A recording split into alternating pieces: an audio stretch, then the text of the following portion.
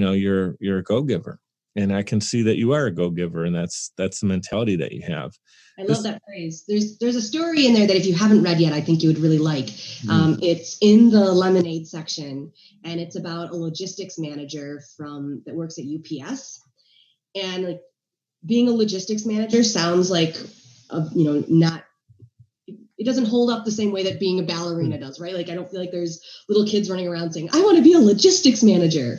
But what I really loved about the story was that her perspective is that, exactly, yep.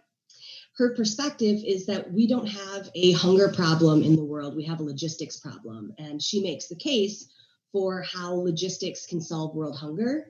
Yeah. And I think that, that's such a cool story and an example of how careers that seem uninteresting to young people can actually be quite interesting, because I do think that young people care about hunger. And when you flip the problem on its head and say, we have plenty of food. The problem is we can't get the food to the places it needs to be. And then all of a sudden, now you're actually talking about changing the world through logistics. So I think there's a number of examples, but that was the first one that came to my head of how, you don't have to go into nonprofit. You don't have to set out to just do good. Like you can follow something you're passionate about and still, on top of that, do something good for the world.